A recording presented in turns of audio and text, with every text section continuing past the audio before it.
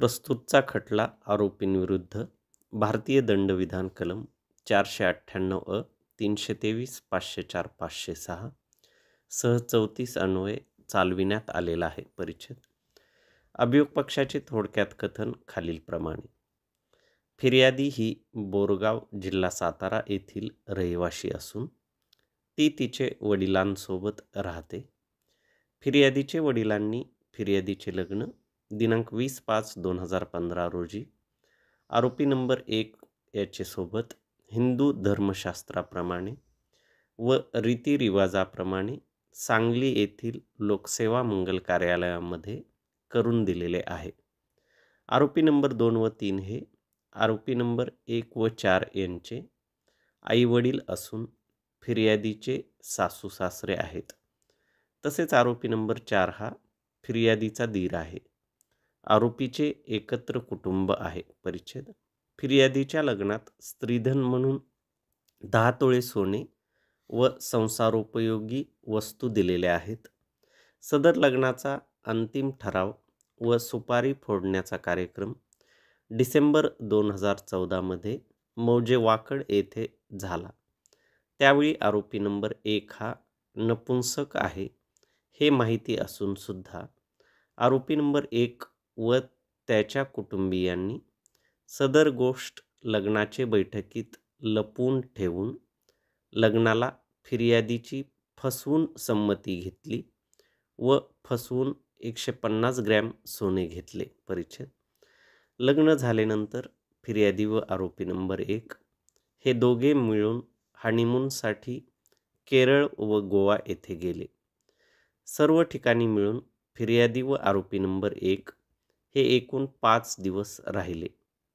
परंतु त्या काळात फिर्यादी व आरोपी नंबर 1 चे आरोपी नंबर 1 हा नपुंसक असल्याने शारीरिक संबंध आलेले नव्हते व फिर्यादीस आरोपी नंबर 1 हा कसलेही वैवाहिक व शारीरिक सुख देऊ शकला नाही. तेव्हा फिर्यादीच्या लक्षात आले की आरोपी नंबर 1 यास पौरुषत्व नसून तो नपुंसक आहे. त्याबाबत फिर्यादीने आरोपी नंबर 1 यास विचारपूस केली असता आरोपी नंबर 1 याने फिर्यादीस काही एक न सांगता फिर्यादीस लॉजमध्येच सोडून रात्रभर बाहेर राहिला. त्यानंतर फिर्यादी व आरोपी नंबर 1 हे सासरी पुणे येथे परत आले.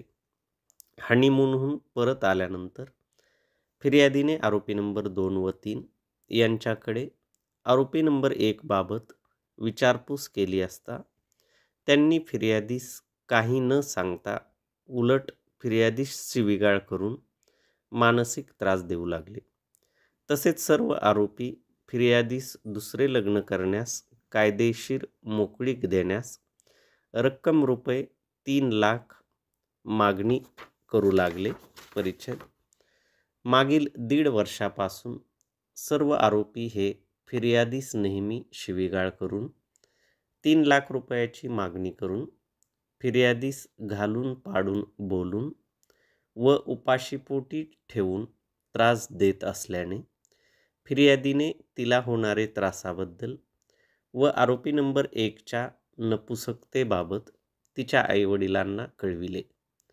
फिर्यादीचे आईवडील हे आरोपी नंबर 1 व 2 यांना भेटून त्रास न देण्याबाबत आरोपींना समजावून सांगितले.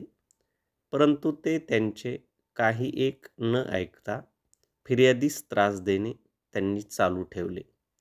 त्यानंतर आरोपी नंबर 1 याने फिर्यादीचे वडिलांच्या मोबाईलवर तुमच्या मुलीस घेऊन जा, आम्ही तिला नांदवणार नाहीत असे SMS पाठविले व काही वेळा त्यांनी फिर्यादीस मौजे वाकड येथे येऊन शिवीगाळ करून घालून पाडून करणी-धरणीची मागणी केली व तुझे खात्यावरील शिल्लक असलेले रुपये 2 लाख आम्हाला दे असे म्हणून भांडणतंटा केला. परिच्छेद आरोपी नंबर 1 हा नपुंसक असल्याबाबत सर्व आरोपींना माहिती असूनही ते व त्यांचे नातेवाईकांनी त्याबाबत फिर्यादी व तिच्या आईवडिलास अंधारात ठेवून फिर्यादीची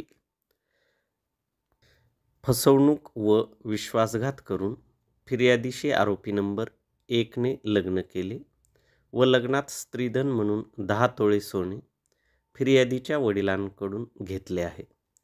सदर 10 तोळे सोन्याची मागणी करताच आरोपींनी फिर्यादीस शिवीगाळ करून घरातून हाकलून दिले आहे. तेव्हापासून फिर्यादी ही माहेरी मौजे वाकड येथे राहत आहे. परिच्छेद. सर्व आरोपींना आरोपी नंबर 1 हा नपुंसक असल्याचे माहिती असून सुद्धा फिर्यादी व फिर्यादीचे आईवडिलांचे विश्वासघात करून फिर्यादीसोबत आरोपी नंबर 1ने लग्न केले. त्यामुळे आरोपीविरुद्ध कार्यवाही व्हावी म्हणून फिर्यादीने आरोपीविरुद्ध वाकड पोलीस ठाणे येथे दिनांक 10/12/2015 रोजी तक्रार दिली. परंतु पोलिसांनी कसलीही कार्यवाही केली नाही. म्हणून फिर्यादीने मेहरबान कोर्टात हजर होऊन सदरची फिर्याद दाखल केली. परिच्छेद. प्रस्तुत फिर्याद न्यायालयात दाखल झाल्यानंतर माझे पूर्व पीठासीन अधिकारी यांनी दिनांक 22/5/2016 रोजी आदेश पारित करून कलम 156(3) फौजदारी प्रक्रिया संहितेनुसार तपास करण्यासाठी पोलीस ठाणे अंमलदार वाकड पोलीस ठाणे यांना आदेशित केले. त्यानंतर पोलीस ठाणे अंमलदार वाकड पोलीस ठाणे यांनी यम गुर नंबर 50/2016 कलम 420, 498 323, 504, 506 सह कलम 34 भादवीनुसार नोंदवून घेतला व या प्रकरणाचा पुढील तपास पोलीस हेड कॉन्स्टेबल श्री लकडे यांच्याकडे सोपवला. त्यांनी साक्षीदारांचे जबाब नोंदविले. तपासाअंती आरोपी नंबर 1 ते 4 यांनी गुन्हा केल्याचे निष्पन्न झाल्यामुळे तपासिक अंमलदार यांनी न्यायालयात दोषारोपपत्र दाखल केले. परिच्छेद. प्रस्तुत प्रकरणात आरोपी क्रमांक 1 ते 4 हे हजर झाले. मी निशाणी 30 वर आरोपी क्रमांक 1 ते 4 यांचे विरुद्ध भारतीय दंडविधान कलम 498 अ 323, 504, 506 सह 34 अन्वये दोषारोप निश्चिती करून ते त्यांना मराठी भाषेत वाचून व समजावून सांगितले. आरोपींनी गुन्हे नाकबूल केले व खटला पुढे चालविण्याची मागणी केली. आरोपींचे फौजदारी प्रक्रिया संहिता कलम 313 अन्वये निवेदन नोंदविण्यात आले. त्यांनी अभियोग पक्षाचा संपूर्ण पुरावा नाकारलेला आहे. परिच्छेद. अभिलेखावर आलेल्या तोंडी व कागदोपत्री पुराव्यावरून तसेच सहाय्यक सरकारी अभियोक्ता यांच्या युक्तिवादावरून खालील मुद्दे माझ्यापुढे उपस्थित झाले. मी या मुद्द्यांवरील निष्कर्ष कारण मीमांसेसह खालीलप्रमाणे नोंदवित आहे. परिच्छेद. मुद्दे क्रमांक 1 ते 3 हे परस्परांशी संलग्न असल्यामुळे पुनरावृत्ती टाळण्यासाठी सदरचे मुद्दे विवेचनासाठी एकत्रितरित्या घेण्यात येत आहेत.